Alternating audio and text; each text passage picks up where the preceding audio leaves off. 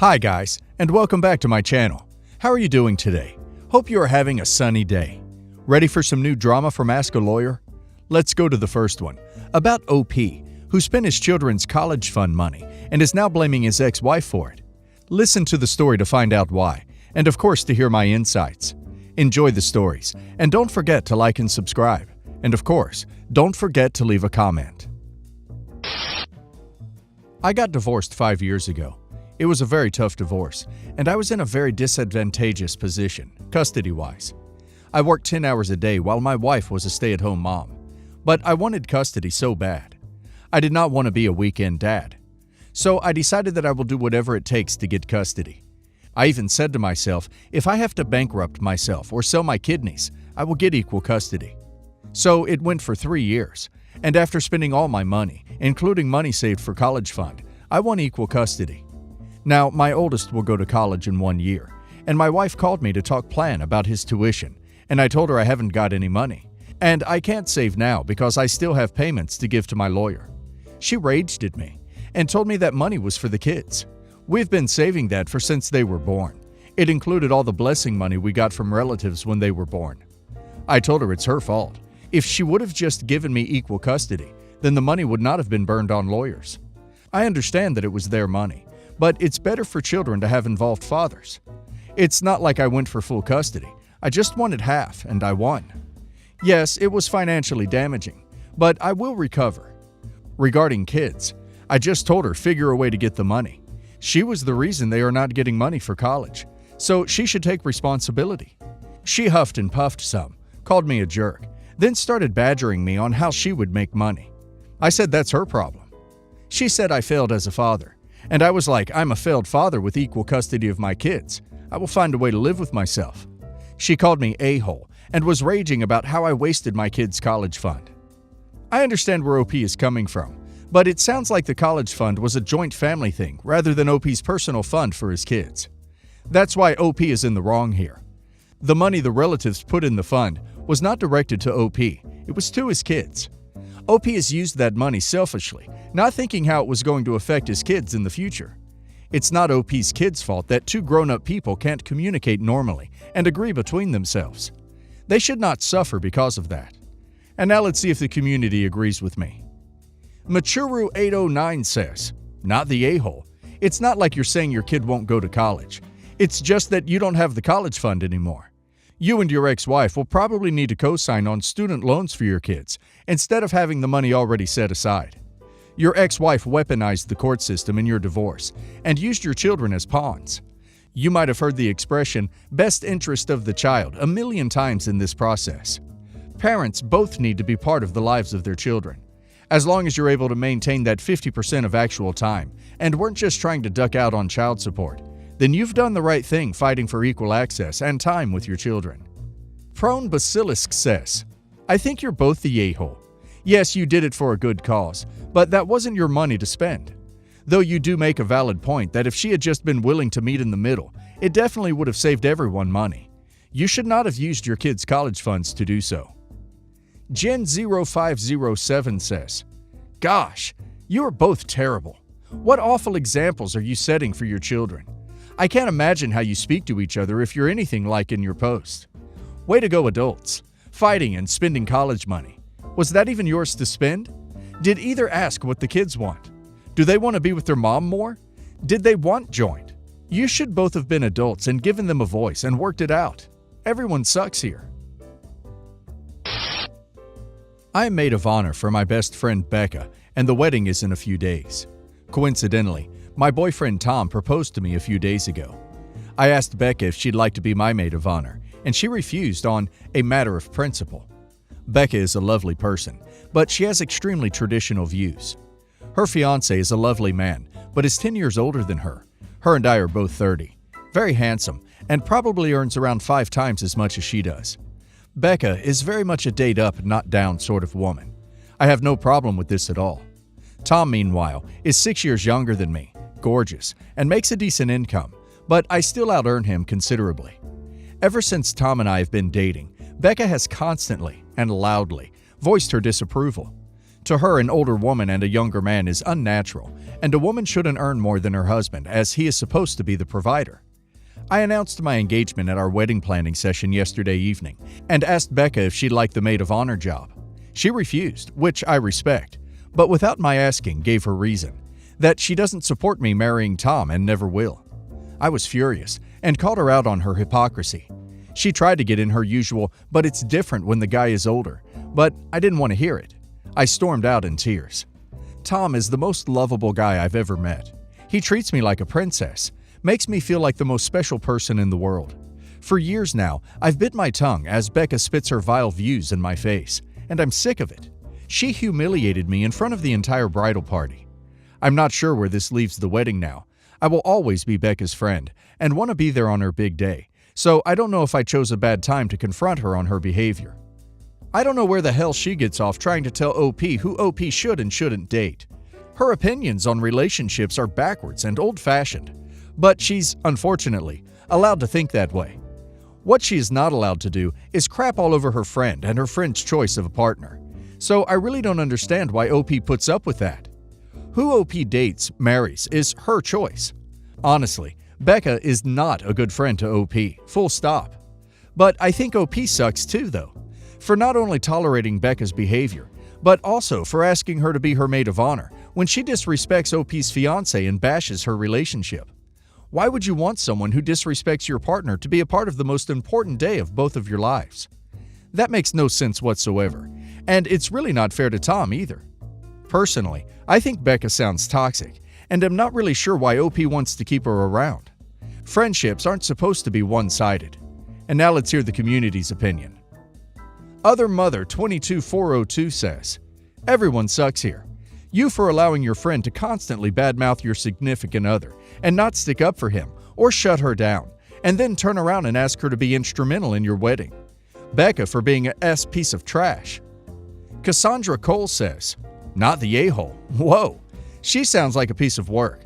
Why would you be friends with someone like that in the first place?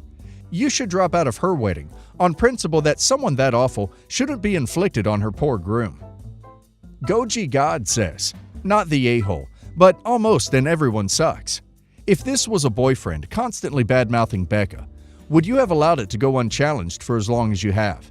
This is an aggressive relationship, and it's not healthy, and I'm not about to blame you for having feelings. Platonic feelings count for Becca, but you have to sit down and decide if those feelings are worth the mistreatment. I don't think they are, and I hope you come to the same conclusion." Just a bit of background info. My girlfriend works in HR, and I work in IT for the same company.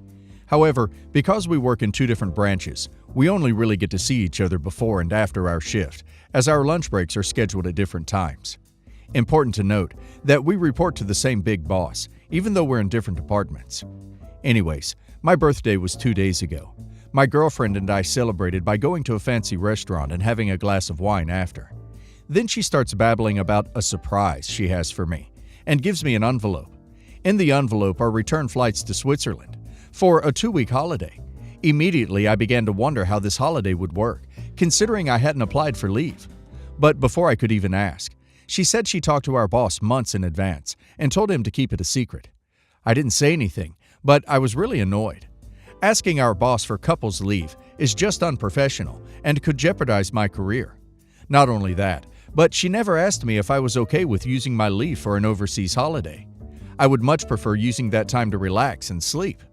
I was going to suggest her returning the tickets, but she has already paid for everything, including ski resorts, and I figured she would incur various cancellation fees.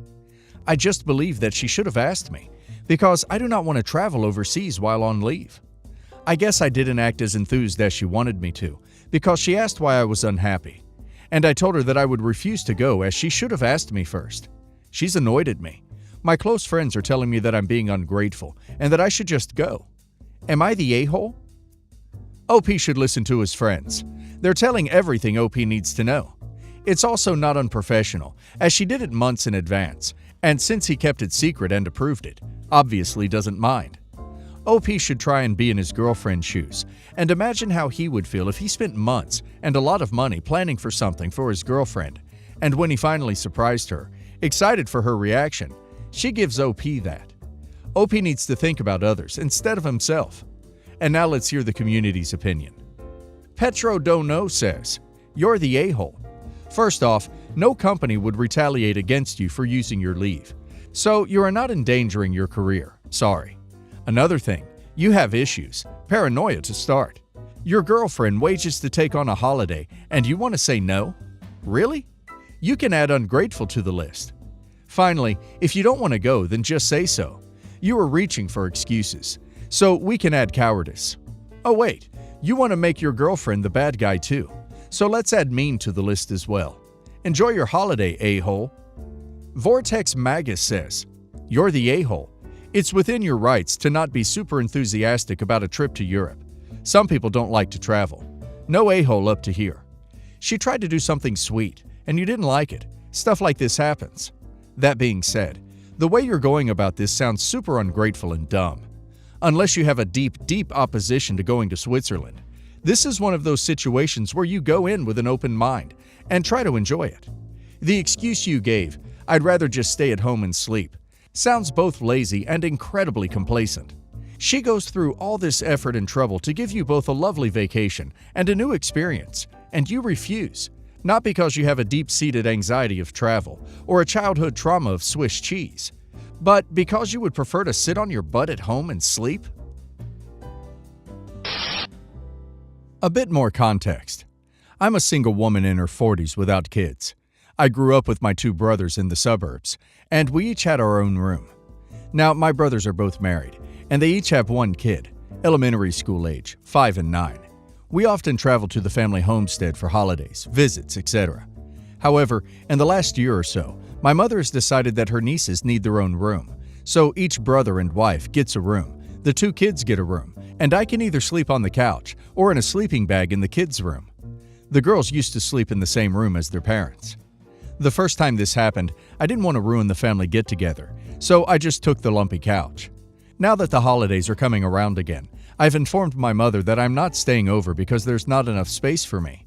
I don't want to either sleep on the couch or on the floor of the kids' room, while my brothers both have beds and privacy. My brothers both get it, and I've suggested that the girls can either stay in the brothers' rooms, or camp out with sleeping bags on the couch. But my mother says that I am the grown-up, and I should be more understanding, respectful, and less selfish. It's getting to the point that I might not want to visit at all. Am I the a-hole? Robin Christine says, "Not the a-hole. I can't fathom why two little girls would have a room, and you should not. Hell, the kids would probably love camping on the floor. It's a win for everyone. Can the brother see if the kids would like sleeping on the floor, and tell your mom, 'Hey, the kids really want to camp out. Give sis the room.' Unless you're so pissed you don't want to stay now anyway. I would be." Vodka Philosophy says, "Not the a-hole. It almost sounds like your mom is trying to punish you for not having kids. That may not be the intent, but given the preferential treatment she's giving her procreating children and their progeny, it comes across that way. People in our 40s freaking hurt after sleeping on lumpy couches or floors. That's why those spots have usually been given to much more flexible and resilient children through the years." Samika229 says, "Not the a-hole. I'm a little blown away by this, honestly. Your mom thinks that you should be more understanding because you're an adult? I think you should get your own privacy because you're an adult. A 5 and 9-year-old don't exactly need a lot of privacy. It makes more sense to me personally that they'd stay in your brother's rooms. I wouldn't stay over either. At this point, I'd probably refuse to stay over even if they did change the rooming arrangements. Putting you on the floor, couch, was a crappy thing to do, and I would be feeling pretty hurt overall." I, 32 female, was married to my high school sweetheart for around 5 years. Before I continue my story, I absolutely loved him, and I still do. We were in a relationship since high school, and we kinda grew together. We both graduated and found decent jobs with good packages. Our parents are from the same city where we were born and grew up, and knew each other. Mid-2017, my husband was diagnosed with a terminal illness, and during initial treatment phase, he wanted to freeze his sperm. Then it was a hectic and heartbreaking 20 months where we explored all the treatment options available. During treatment and right until after, both our parents and siblings and their partners were very supportive. They managed everything, so most of my time was spent with him without having to navigate the insurance and other admin stuff. By early 2019, he was moved into palliative care. From then on, my only aim was to make him comfortable. He had a couple of wishes, and I made sure it was done. He also spoke about me having a child with his frozen sperm, using IVF after he was gone. I think I said okay. He also spoke about it to our parents. He passed away before a year. I'm living on my own now, by choice, because I still feel such a pain, like someone has cut a part out of me. All I do is get up, go to work, connect remotely to work, come back, log off, and cry myself to sleep. I don't think I want anything more in life other than just living like this. Now his parents and his siblings, 2 out of 4, wants me to get pregnant to fulfill my promise to him. I don't want to. I didn't want to do it back then either, but I just said yes. 1, to not upset him. 2, I didn't want him to think I loved him less because I didn't want a part of him and the remainder of the lovely life we shared, as he described it.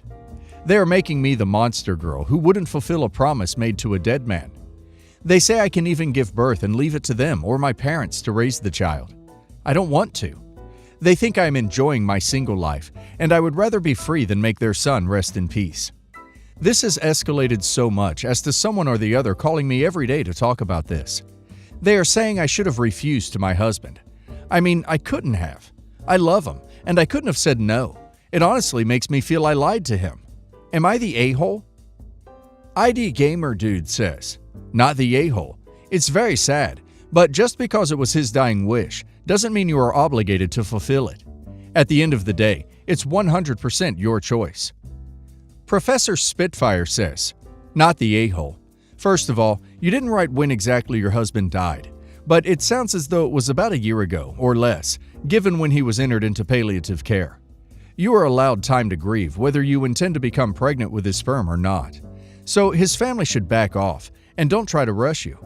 Secondly, it's absolutely horrendous that your husband's family seem to view your promise as just any old promise. This is a child we're talking about, a human life, a great treasure, but also a major responsibility, and not one most people are willing to assume on their own. Being a single parent is difficult, and finding a man willing to raise and support another man's child, even though it hasn't been born yet, is probably harder still. If you feel you can't give your husband's potential future child enough support on your own, then you shouldn't bring it into this world, period. Your husband's family will probably say that they'll be there every step of the way, and they probably will.